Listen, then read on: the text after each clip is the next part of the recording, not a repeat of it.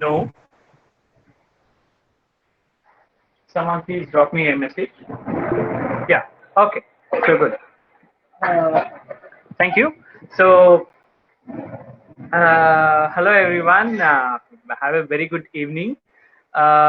Today we're happy to discuss about reading a novel. So there are various questions I would like to address, and we have a lot of discussions. So let me just take a minute to thank everyone, and then continue. Basically, I would like to thank Sumant, one of my cousin and a very good friend, who is technically assisting me to set up this meeting. So thank you very much, Sumant, and I would like to thank Bhavna, who has agreed to basically interact with us. Basically, she's going to answer some of the questions. So it would be she would be a very good resource for every one of us. And I would also like to thank Ankita. So this meeting is happening only because of her. So one day she asked me a couple of questions, and from there, basically the idea of conducting a workshop regarding reading a novel as well as reading Shakespeare. So two different sessions. So the idea, it started because of the questions which was raised by Ankita. I'd like to thank Ankita as well, and I'd like to thank all of you who have agreed to, who have shown interest to be part of this session. So, and I also like to tell you that I'm very honored for the response which I have received. We have received, in fact, 23 people have registered for the workshop, and I guess 12 of you are here, and I'm very sure that others are joining. So even I'm very glad Rohan has joined the discussion from Brisbane. So even though it is 11:30 over there, he has joined it from there. So I really I'm really glad that you have joined, Rohan. So when it comes to I'm also I would like to tell you that the Prasad sir, one of my teacher, he has shown interest in listening to this, and I'm really glad to have him here as well. So let me start. Basically my job today is one way very easy and one way very difficult. So it is very easy because basically there are so many things to talk about novel, right? So basically talking about novel, there are so many things to talk about, and so it is very easy. I just have to tell a couple of things, and basically within few movements, it is already 7:55 and it's time to close. But the very difficult part for me is to arrange the things, because when I asked, if you have anything which I want to cover, so basically I have received a very big response, ranging a lot of issues. So organizing the discussion, right? So to answer the right questions, so that is a challenge, in fact. So that way, my job is a little difficult. But to say that, basically, but overall, I see four kinds of people here, right? So this is the four kinds of people who have joined here with, roughly. So I wouldn't say that there are four categories, but so yeah, roughly there are four kinds of people here. First kind of people are, basically they are beginners. They want to start reading, so they have never tried reading a novel, but they want to start reading a novel, and basically they want to do that. So that is the first section. And the second section of the people are, they're already reading novel, but they want to know what to look in the novel, basically what to observe in a novel. So that is second kind of a people. And the third kind of people, so these are very tricky. So this third kind of people are the people who read novel, but they want to know what kind of scholarship we can get from the novel. And when I say scholarship, you have to understand that scholarship. So a scholarship doesn't mean money you get. So the they want to know what kind of scholarship you can get from reading novel. So this is very tricky for me, but I try to answer them in a later part of the session. And the fourth kind of people are the people who have reader's block, or who have challenge, who are good at reading novels. So they know that reading novels will make them happy, and they really enjoy it, but they're not able to read, right? So for some reasons. So this is the fourth kind of people. So the first three kind of people, I try to address them, and I try to basically answer certain questions. And I'll take the help of Bhavna for addressing fourth kind of people. So basically, to give a short introduction, Bhavna is a very good friend of mine, and I have seen her reading one novel a day at sometimes. Basically, she is a very prolific reader, and I thought, and she has variety of reading, whereas basically I am more into canonical reading. But basically she has a wide range of reading. So that is why and she knows about reader's block, and basically she has experienced that herself, and basically she knows how to come off it. So basically I'll take her help to address fourth kind of people. So but to start with, right? So reading a novel. So before everything, so please okay. So if everyone, basically, if you let me ask you a question, right? Why do you want to read a novel? So if you want to talk, just drop me a message so that Sumant will unmute you so that you can talk. Okay. So I drop a message if you want to answer. Why do you want to read a novel? So because this is the first question which we have to talk about. So who wants to talk about? You just have to share your opinion. That's all. So why you want? Forget about others. Why you want to read a novel? So if you are in the meet, so that means definitely you want to read a novel, right? So who would like to talk?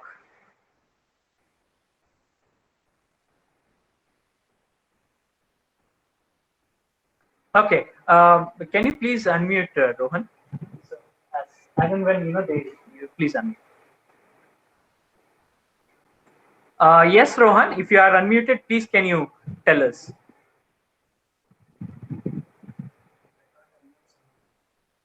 Is it? Yeah. Okay. No problem. So Rohan says he likes a good story. So what else? What else makes you read a novel? Why do you want to read a novel? Rohan says he likes a good story, and uh, for a vision without a video. So Nagesh, can you unmute yourself? You have to unmute yourself. You'll unmute from here, and you have to unmute there as well. So that is when you are able to read. Nagesh, what do you mean by for a vision without video? What do you mean by that? Will you be Actually, able to? yeah, am I audible? Hello, am I audible? Hello, sir, am I audible? Nagesh, are you here? Yeah, I'm here. Am I audible? Hello, hello, am I? Nagesh, you are audible. Yeah, yes, sir. I can hear you.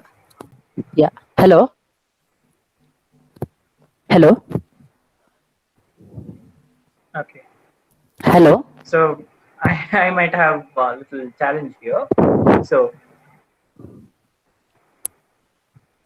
Hello. Nagesh, I'm not able to hear you, but I understand others can hear you. You can Yeah. please go ahead. I Okay. will listen to you and reply. So Yeah. yeah, you can Uh, as far as I have seen, not just one. Most of us like to listen to or see stories. But as far as I am concerned, I can even rely upon movies. But movies confined to some sort of video. I can't imagine anything beyond what they show. But novels have a have a different kind of story to say. They are like the story is what we realize, what we think. So it gives me a scope for imagination, and it helps me to build my vocab, and it helps me build my imagination, and it helps me feel things the way I want to. That's why I prefer novels over other things. Uh, thank you very much, Nagesh. That was a wonderful response because you have covered three things there. One, basically it develops our literary skills, so vocabulary or the way certain words has to be used. So that's obviously a very important thing. And the second thing is, yes, basically imagination, right? So imagination is, yeah, so it's really wonderful how novels lead us to let us imagine a society. Let us imagine a world, right? For example, Narnia is a world on its own. So we imagine a world, we imagine people, and imaginary people, so made up of people. So that is really true, and imagination always gives us a fantasy. Imagination always gives us a it excites us. That is another thing. And one more thing is actually, that is very true. Feelings, emotions. So when we read a novel, emotions ran through us, right? And basically, if you read criticisms, early criticisms, so basically they say that novels cleanse our emotions, but I'm not very sure about that. What the meaning of cleansing any emotions?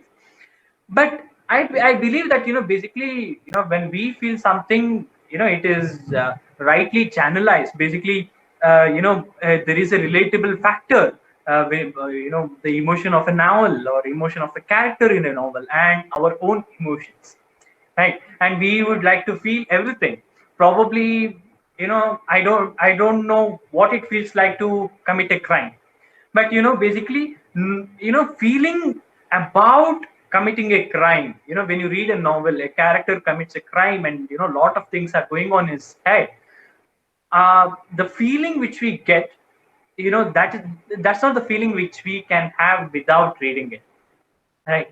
We can't find someone and murder him and basically get that feeling, uh, so that is why basically novels excites us. Yes. So so so the thing is over here. So I read chats here because of the interactions, and basically, so funny things are there. So and also uh, uh, I have it is my responsibility to declare a couple of things. So firstly, basically, the opinions shared here are they are my personal opinions, and don't if I say something about a religion or a culture, so basically I'm not giving a judgmental opinions. Basically, basically this is how I understand a culture or something. So so I try to stay objective in those matters, especially when I come to later sections. I'll address those things. So that those are my personal, but I try to stay as objective as possible. So Chaitra has a response. Novel gives me a new dimension and perspective to think. Yeah, to a certain degree, that is very true. Basically, if basically when you're reading a novel, you know about certain things already. Let us say partition. So you know about partition between India and Pakistan, but a novel based on partition, let's say Train to Pakistan, so it gives us a very different way of how we look at things. So usually when we say Train to partition of India and Pakistan, we think in terms of political divide, right? So how two countries divided themselves and the rivalry between two countries started and all this. But how people felt, that is not known, and that can be only known through known through reading a novel, right? So Dhaval has a response which you can read. So now I'll go to. So these are some of the purposes why motives why you read a novel.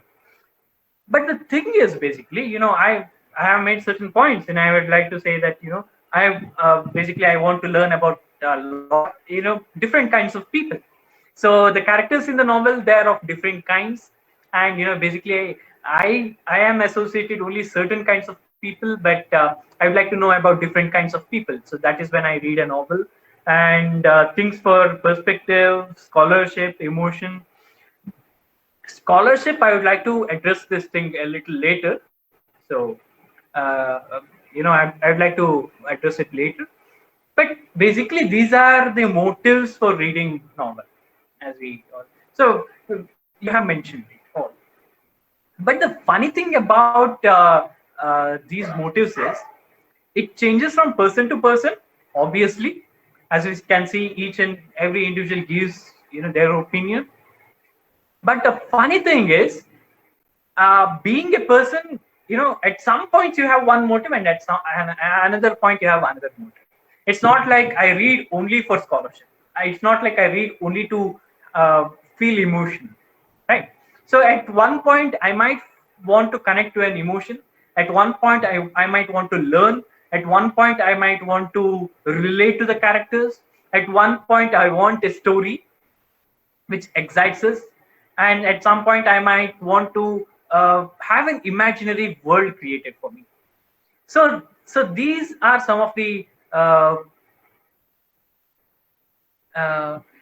yeah I can say, so if you are making a point, I can read little later, so in a point wise. So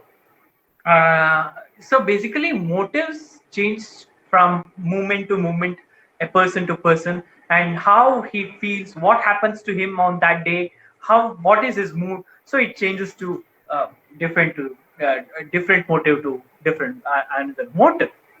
So the reason why this is important is, so the people who are not able to read a novel, because that is only because they might be, it's a possibility, I wouldn't say this is a sure thing. There's a possibility that they're looking at only one motive, and that at that point of time they're not aligned to they don't, for example, let us say that I want to read a novel for a story, right? Let's say I want to read a novel for scholars, but that at that point of time I'm my emotional situations and the way how I feel might not be aligned with the same motive. So that is when you don't feel like reading a work. But basically once you understand that there are different motives for reading a book, you can always you can always pick a book, if not one book, some other book. So there is always a book for you, right? So finding that is entirely different thing. Yeah. So Rohan, I thought you might have missed it. So scholarship is basically scholarship. So basically you want to be a scholar, so that is why you read. So that is to attain scholarship. Is that enough, or do you want me to go in detail for about that? Because I'm going to speak a little detail in the later part. Yes. So before now I would like to talk about what makes a novel. Because so there is a form called short story, there is a form called long story, there is a there are different forms of prose writing. What makes a novel? So this is a very important please. So Murli sir has joined in a very crucial situation. So very welcome, Murli sir. So what makes a novel and how it is different than a story? So this is very important to understand, because you might have already read a novel, but you might not have got the feeling of a novel. That might be because you don't know what makes it a novel, right? So it's Akshaya, it's true that it's long, but length is not the only parameter here. Of course, it's a very important parameter, but that is not the only parameter. So novel, basically, I don't want to get into the history of novel because most of you are not interested with that. But because you want what you want, I know that. I don't want to get into the history of novels and try to tell you how it started and things like that. But novel, what makes a novel? See, there is stories everywhere, right? So there is story in a movie, there is story let me put it in this way, right? So there is Sherlock Holmes, right? Sherlock Holmes is considered as a story, a short story. And there is Agatha Christie's works. Agatha Christie's work is considered to be a novel. What makes it a difference? So uh, and basically, I would like to quote Bhavna here. She once said it to me. So she said, Sherlock Holmes is all about clues, right? It's about stories, it's about situations, it's about twists and turns. But Agatha Christie's works are about the people, the people in the novel, because given a certain circumstance, anyone can be a killer. So that's the point of Agatha Christie's novel, right? So this is majorly the biggest difference between a story and a novel. Novel is always about characters. It's not just about the story. The purpose of a story is to give you a twist and turns and make you excite, and probably it will give you a channel to think about it. But the primary focus is the incidents, the events which takes place in story. But in a novel, the primary focus is the characters, the people who are involved. So that is why, basically novels are more relatable, because for story you read just to, you read a story just to get excited, and, basically, you feel wonderful when you read a story. But novel, it connects to your emotions because you connect to the characters more than the incidents. So here the characters are more important than this. So that is the primary difference between a novel and a story.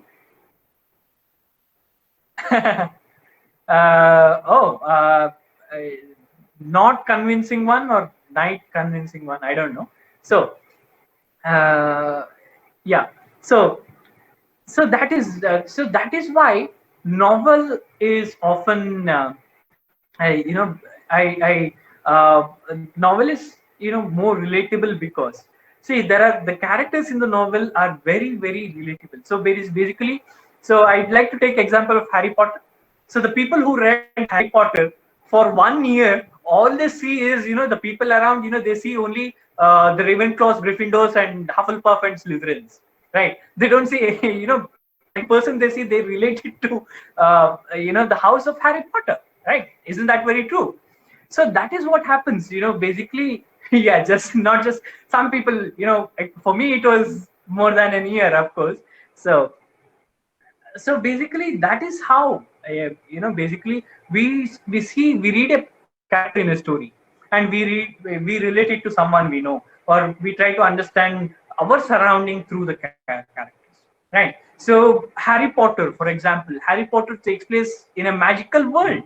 It doesn't happen in a real world, but we relate the characters in Harry Potter to the characters whom we know, whom we experience, who are surrounded, whom we see around us, right? So that is why novels are, they we connect more with the novels, right? So now I would like to address the question on scholarship. uh, uh, you know what people mean by gaining the scholarship is, so they read a novel, and they want to know what we can learn from the novel prior before reading something. And I think that is not how you read it, right? So how do you read a novel, right? So now we come to how part. So there is no different methods of reading a novel. Let me tell you that honestly. We might hear that people read in different methods. That's not true. Everybody reads in a same way, right? Everybody reads line by line, paragraph by paragraph, and basically we go. So everybody reads it in the same way, right? There is no difference about it. But how we think about what we have read can change, right? So that makes a difference. It's not the ways of reading. So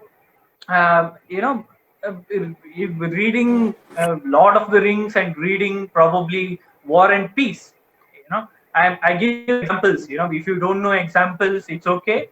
If you can write it down, if you want to write it down, you can write it down. If you want to ignore, you can ignore anytime you want. So it's the liberty is for you. But just you try to understand what I mean by that. So the way you read Lord of the Rings and the way you read War and Peace is exactly the same, but the way you think about what you have read might change. So that is that makes a difference between people, how one individual reads and how another individual reads. It's not about the act of reading, to be precise. But when you read, what happens is basically, if you are a very beginner, if you are somebody who is starting to read novel, if you have not read more than 2 novels, so basically you will go into every detail, and basically you try to make sense of what I have read, every single sentence.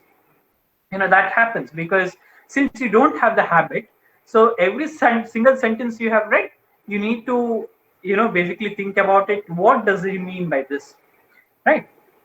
But as in when you read 2 3 novels and you get acquainted with the habit of reading novels, what happens is basically uh, where to stop, right? So basically if you're reading, so I call it a pause, right? You pause a certain stage and you think about what you have read. So that is not when you have habit of reading, it's not one sentence. Basically you read a page. Sometimes you read 15 pages continuously, you do not stop. Sometimes in a page you might want to pause 4 5 times, right? So that difference from what kind of writing you're reading, and your condition, and what exactly you are thinking. But as and when but the bottom line is, as and when you keeps on reading, so the pause, exactly where to pause, exactly where I should stop to make sense of what I have already read, right? I hope what I have told was very clear. I hope you have understood what I have told, because I'm not very sure. I did not receive any response, right? So that makes me wonder. So if it is very clear what I have uh, been speaking, right? So what is so that is one thing.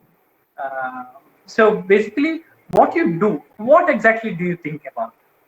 So you think about usually, so I can't give you a list of things to think about, right?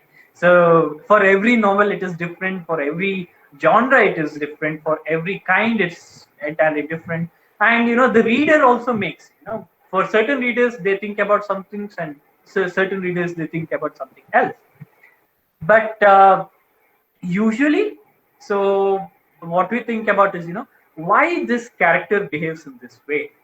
So that is one thing which we usually notice in a novel, right? And another thing is basically what kind of a society does these characters live in. So the setup, so, we call it a setup. So the novel setup is very very important, right? So we try to make sense of what kind of a society these people are living in. So it might It might be a magical world of Narnia. It might be Victorian England. It might be partition India. It might be 21st century Karnataka. It might be, probably space, Betelgeuse or Vulcan, right? So the setting is, making sense of the setting is very important while reading a novel. That comes to my next topic of discussion, that is preparation. How do you prepare to read a novel? Usually, I would like to get at least a little information about a novel before reading it. So everybody does it. Most people say I'll read novel of any kind. If somebody says that, they are lying, because basically you can't have a prejudice before reading novel. That doesn't exist. You always have at least a little bit of prejudice while reading a novel, so that is always present. So otherwise, basically you can grab any book in the world, and that doesn't happen. You always decide, I want to read this particular novel. I write this. There might be a variety, but it's not possible to read something without any prejudice or having prior preparation. So so that is when I want to share my experience. Basically, I did not read Rick Croydon till recently. That is majorly because I have a feeling that I only these novels are not worth my time, because there should be certain things which are not worth your time, because there are so many good things out there. You have to decide what is for me and what is not for me, and but you have to be careful there. The thing is, basically you might miss out something wonderful just because you thought that it is not important for me at one particular time, right? So that is why I encourage you to explore the genres a little bit.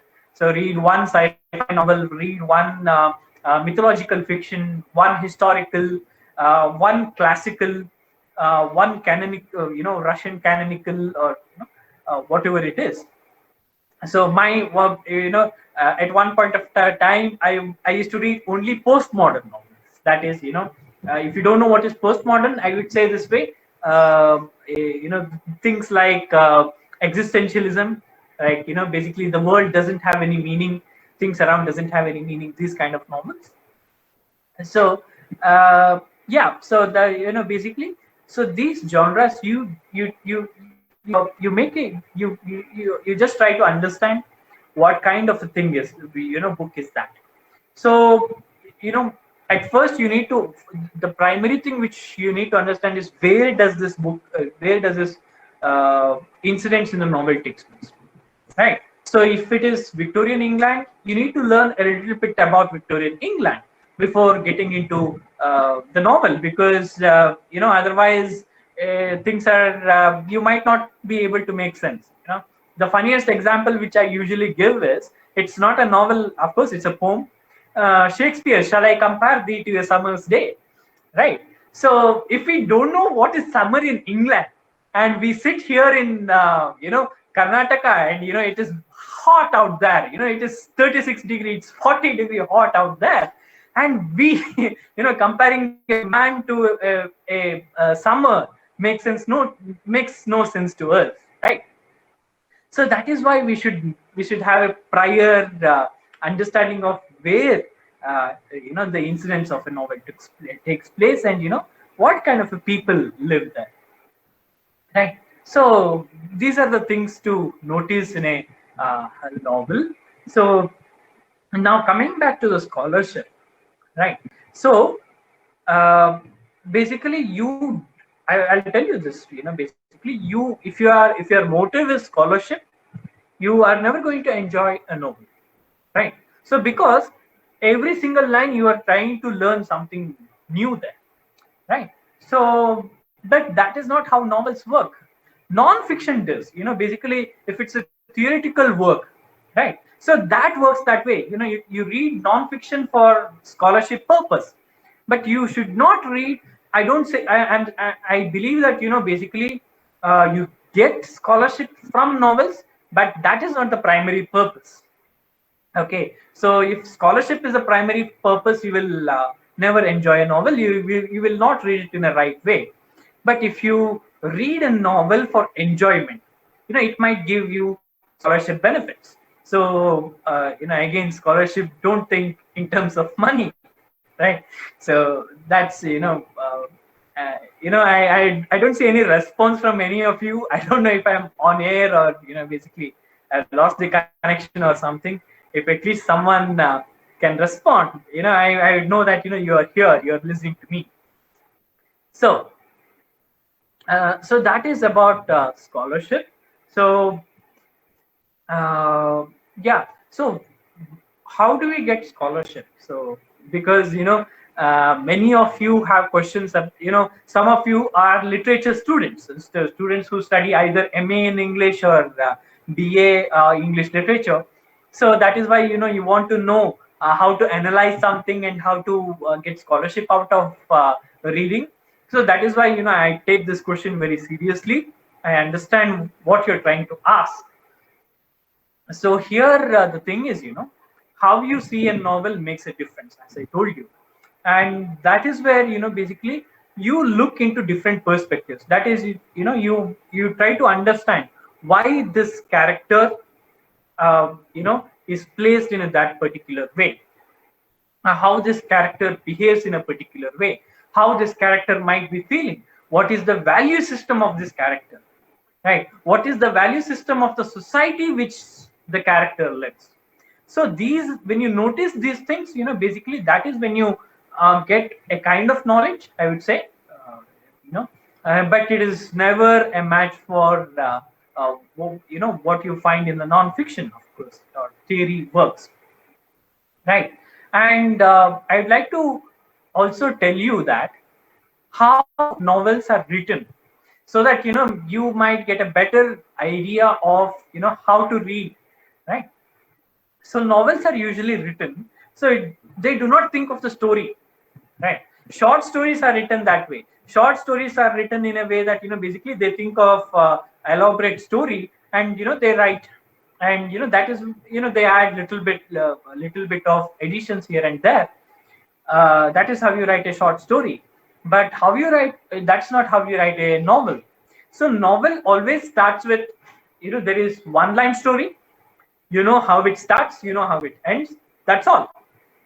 So based on that, you create characters. For example, Harry, since I believe that so at least some of you who have read Harry Potter, I take that example. So for example, Harry Potter, so the author, I don't know for sure, but this is how usually authors think.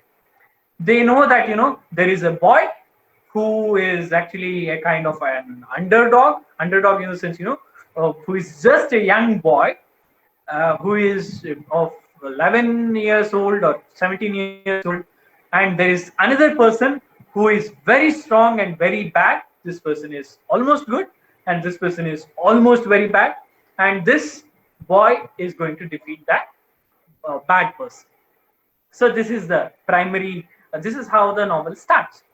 Then what novelist does is, basically they develop characters. They develop Harry Potter. What kind of a person Harry Potter should be, right? So they develop, she think about, what kind of a traits this person should have. Then, she creates Voldemort. She creates Dumbledore. So these characters are created. Once these characters are created, right? So automatically author thinks what this person might do next, what this person might do next. So that is how the novel takes its shape. So the author doesn't know that when an author starts writing a novel, she doesn't know how exactly it goes, right? So based on the characters, things takes turn. So that is how basically Harry deaths in Harry Potter.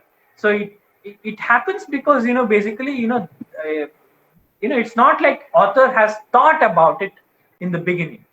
While she tries to go, yeah, but when she go, so, basically basically things takes into shape. it's almost time. We have 15 minutes more. Now, I would like to talk an important part: how to develop a habit. Right. So that's question of most of you. I don't have a fixed answer. I can only tell you what I did or what I have seen people doing. So that's all I can do. One thing is, basically you start with something, right? So if you like 50 Shades of Grey, you just pick it up and start reading, right? Don't it's not like you should read Tolstoy on a very first day. Nobody expects out of that, and you should not expect yourself doing that. So you start reading what you feel like reading, right? If you want to read something which is focused on story, do that. If you want to read something which is focused on emotions, do that. Particular emotions, for example, romance, for example, melancholy or sadness, to say. So, yeah. So the volume, the length of the novel. So basically, what happens is, once you start reading, once you read 4 and 5 novels and more than that, you develop a habit of being okay with the parts where you don't find interest. So basically, drawing conclusion for life is from a non-fiction novel. How right it is. Okay, let me answer that little later. I'll answer that. So basically, what you do is, as in when you read 2 3 novels, there are sections in a novels where you find interesting. There are sections in a novel where you don't find interesting. So when you make a practice of reading 2 3 novels, so that is why I said start with something which you like. So over a period of time, what you learn is, to skip out the parts which are not which are not relevant to us. So that happens, and that is when you start a novel which is 1,000 pages. Nobody finds it interesting. Nobody finds interest to read it every single page. But if you already have read a couple of novels, you would know what to pick in those 1,000 pages. Not that every single page out of 1,000 is helpful for you. So you start when you read, you know that this is something which is not important. So you just skim through it. So you develop an intuition. So this is important. That is where you read carefully, right? So that is how you read a very large novel. So drawing conclusions, now, Rohan, this is an answer for a question which was asked by one of the participants. How to read, how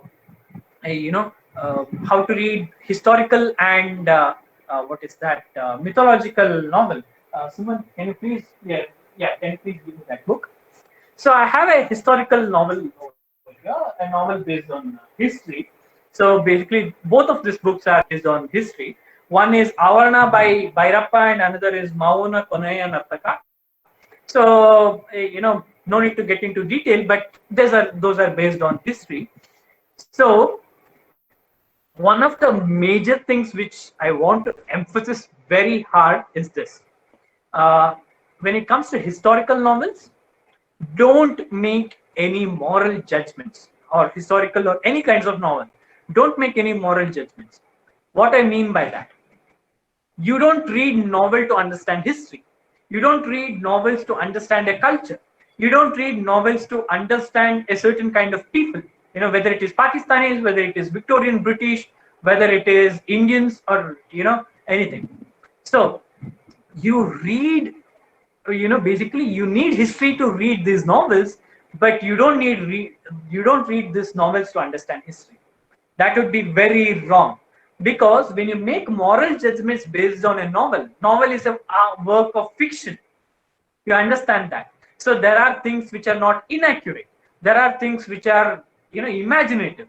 There are, and no, I wouldn't place holy scriptures under a novel. So that's entirely different thing. So you don't make, you don't make moral judgments on that. So, but Rohan, it depends on what you mean by holy scriptures. So my understanding of holy scripture is basically Bible, Quran, and all these things. That is not a novel. But if you say that mythological novels, basically something from Rick Royden or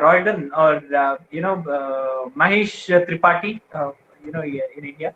So these things, and in case Odysseus, right? So these works, what do I mean by making moral judgments? So this is how usually. So they are not sociology textbooks. They are not something to understand a society. What do I mean by that? For example, we have our Devatas, right? So if you write a novel, in a novel about Devatas, gods act in different ways, right? For example, let us say that Indra is a humanizer, right? So that is pretty evident in the works, Puranas, right?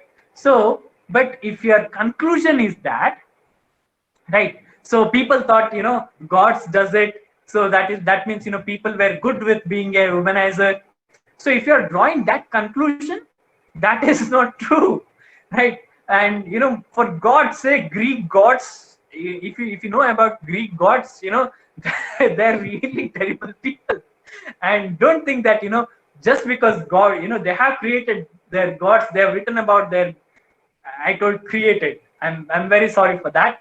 So they have written about their gods in this way. That means they are they support fornication, they support sexual assault and all these things. That's that you shall never have those kind of that's not the conclusion you should draw from a novel. Novel is a piece of fiction. You decide that it's a piece of fiction. You don't draw conclusion about Greeks. You don't draw conclusion about Pakistanis. You don't draw conclusion about Indians or anyone for that matter. Okay, so now I would like to invite Bhavna to ask a couple of questions to broaden the discussion. I hogged a lot of time. We have just 12 more minutes. I am sorry for that, but please, Bhavna, why don't you unmute yourself and let me ask you a couple of questions, so that Yes. basically we will get better perspectives into things. Let me know when you do that. Meanwhile, just let me know. Meanwhile, I just so yeah, Bhavna is here. Yes. Yes, Bhavna. So the first question which I want to ask you is, what makes you read? I know that you have been a prolific writer, if not all the time, at least some days, some months. What makes you read a novel? Why don't you speak a minute about that? Basically, I think it's my mood, and like many of the people started talking in the beginning, it's to gain a perspective, or it's to experience some things that. Sorry. Yes, Selva.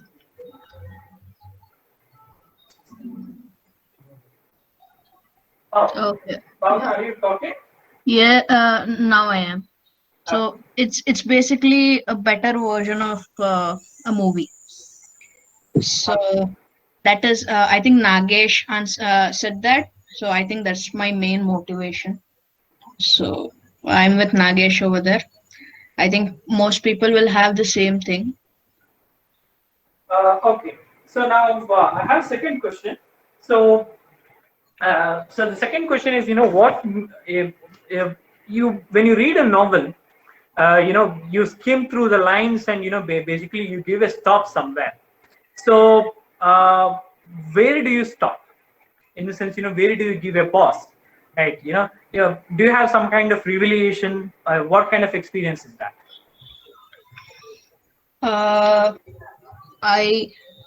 Rohan says that attention span, movies give you a shorter attention span, and I totally agree. I space out most of the time, and I skip most of the time all the dun parts. I do that in novels too. Like Satvik said, you can skip some parts of a novel. You don't need to read all the. I started with Dostoevsky before answering to the pause wala question. I just want to say this. I started Dostoevsky, and he wrote 3 pages about an elderly couple moving their sofa downstairs. Now, no one's gonna read that, so it's okay if you feel that it's not interesting, skip it. For the first time, you just for all the guys who are having trouble with starting a novel or reading a novel or completing a novel, that's the best thing you can do. If you are not interested in a part, then skip it. You just for the first time, you just need to know the story. You just need to start reading. You just need to get the feel of the story, of the plot lines, of the characters, and everything. So if you're having trouble with some parts of the novel, if you find it uninteresting, skip it. It's okay. As long as you continue reading stuff, it's okay. Now coming to the pause wala question, there are a lot of things that makes me pause. Shashi Tharoor level of words is one thing. It makes me pause and want to go look for a dictionary. So if you guys have money, please buy a Kindle so that you don't have to go search for a dictionary. But on a serious note, what makes me pause is when I relate to something in a novel. So you're reading, be it, I don't know who said this, fiction is not something, it's not just about fantasy and watching a movie or entertainment. Fiction carries a lot of weight, a lot more weight than non-fiction for me. This is my personal opinion, because it presents you with some situations that are not plausible in real life, that will make you think. Like I don't know whether how many of you here know about the trolley problem. That's the philosophy. Go Google it. It's a philosophical question. So things like that don't happen in real life that we get to know about. It's a fictionalized version. So that sort of things are more in novels and fiction and all that. And when you relate to a sentence, for example, like I think you have all read Harry Potter, so I'm gonna quote an example from that again. Dumbledore says, what is that? The whenever there is darkness, you can always find light. It hits you like, yes, if you're someone who's been through depression, if you are going through a hard time, if you relate to it, you pause and then you think about it, and it makes you feel better. That is one of the things that will make me pause. The other thing is when many people mention perspective. So when you're reading a novel, even if it's fiction, there comes a time when there comes a sentence, there comes a section of the story when your whole perspective about a topic is turned upside down. That is also one of the things that will make me pause and reconsider everything else. Okay. Am I taking a long time? I think I'm taking a long time, so I'm gonna No, no, stop. no, no, no. Yeah. It's fine. So I have one more question. So that's actually about reader's block. So what exactly is reader's block, and basically what do you do to come out of it? See, when you have been doing something for a long time, whether it's the reading or writing or anything, there comes a moment. There will always come a moment when you just can't do it anymore. People who have been watching Netflix in quarantine will know this. You watch so many shows that every time you open Netflix, like, what should I do now? What should I watch now? I can't watch another episode. So reader's block is something like that. You want to read, you're very much interested in going through a book, but you just can't seem to turn a page. That's reader's block for me. But Uh, and yeah. yes. What do you do to come out of it? Uh, it's a. I'll let you know when I get a proper answer for it. But you can always try to go. Most probably, it's just that you have not found the right book. I think you mentioned that in the beginning. So it's most probably because you have not found the right book for that moment, for your mood, your emotions, for the kind of thing that you want to read. But the other thing I do, and this works out for me very well, is that I listen to audiobooks. Now, there is a lot of debate about whether listening to audiobooks is considered reading or not, but it doesn't matter. It shouldn't matter. So, if you can't read something, listen to books. Listen to audiobooks. There are a lot of, you can download them on torrents. It's there on Spotify. You have some apps like LibriVox, LibriVox. It's a free resource. You can download a lot of, you can listen to a lot of audiobooks there.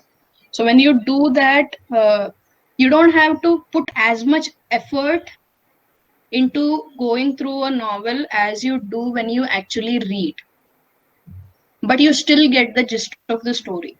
So that will get you interested more.